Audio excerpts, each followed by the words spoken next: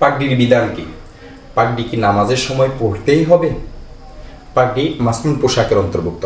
রাসূল করিম সাল্লাল্লাহু আলাইহি ওয়াসাল্লাম সাধারণত যে সকল পোশাক ব্যবহার করতেন পাগড়িও তার অন্তর্ভুক্ত ছিল। তিনি বিভিন্ন সময় পাগড়ি ব্যবহার করেছেন, তা হাদিস দ্বারায় প্রমাণিত, সহিহ হাদিস দ্বারায় প্রমাণিত আছে। সাহাবা তাবিঈন নামাজে এবং নামাজের বাইরে ব্যাপকভাবে পাগড়ি পরতেন, বহু হাদিস ও আসার দ্বারাই বিশুদ্ধ সূত্রে প্রমাণিত আছে। পাগড়ি তাদের নিকট পছন্দনীয় পোশাক ছিল, তারা অন্যান্য পোশাকের ন্যায় তা ব্যবহার করতেন। রাসূল সাল্লাল্লাহু আলাইহি ওয়াসাল্লাম, সাহাবায়ে কেরাম ও সালাফের অনুসরণে পাগড়ি ব্যবহার করলে অবশ্যই সওয়াব হবে, অবশ্যই সওয়াব হবে, অবশ্যই সওয়াব হবে। আর পাগড়ি নামাজের বিশেষ পোশাক নয়, বরং নামাজ এবং নামাজের বাইরে উভয় ক্ষেত্রে সমভাবে পরিধানযোগ্য একটি পোশাক।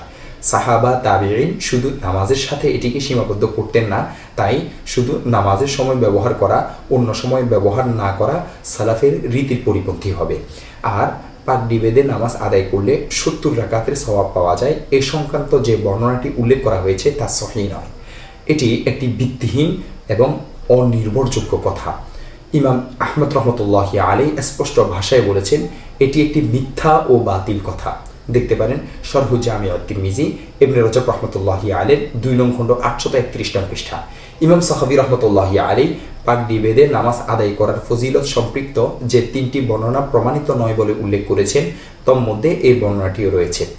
দেখতে পারেন আল মাকাসিদুল হাসানা 346 নং পৃষ্ঠা। অনুরূপ পাগড়ি বিশিষ্ট 2 রাকাত নামাজ পাগড়ি বিহীন 25 রাকাতের সমান এবং পাগড়ি বিশিষ্ট একটি জুমআ পাগড়ি বিহীন 70 জুমার সমান যে বর্ণনা রয়েছে সেটিও গ্রহণযোগ্য নয়। হাফিজ ইবনে হাজার আসকালানী রহমতুল্লাহি আলাইহি এই বর্ণনাটিকে মাউদু অর্থাৎ জাল বলেছেন। দেখতে পারেন লিসানুল মিজান 3 নং খণ্ড 244 নং পৃষ্ঠা। হাফিজ সাহাবী রহমতুল্লাহি আলাইহি এই বর্ণনাটিকেও প্রমাণিত নয় বলেছেন। দেখতে পারেন আল মাকাসিদুল হাসানা 346 নং পৃষ্ঠা। হাফিজ সুয়ুতি রহমতুল্লাহি আলাইহি জাইনুল লাআলিল মাসনুআতে 1 নং খণ্ড 427 নং পৃষ্ঠায় ইবনে হাজার রহমতুল্লাহি আলাইহির উক্ত কথা উদ্ধৃত করেছেন। এ সম্পর্কে আরও দেখতে পারেন তাযকিরাতুল মাওদুআত 1 নং খণ্ড 155 নং পৃষ্ঠা। আরও দেখতে পারেন আল আসারুল মারফুআ 1 নং খণ্ড 232 নং পৃষ্ঠা, আল মাসনু' 1 নং খণ্ড 118 নং পৃষ্ঠা। সুতরাং এ ধরনের বাতিল ও অগ্রহণযোগ্য বর্ণনাকে আমলযোগ্য জয়ীফ বলা এটি ঠিক নয়।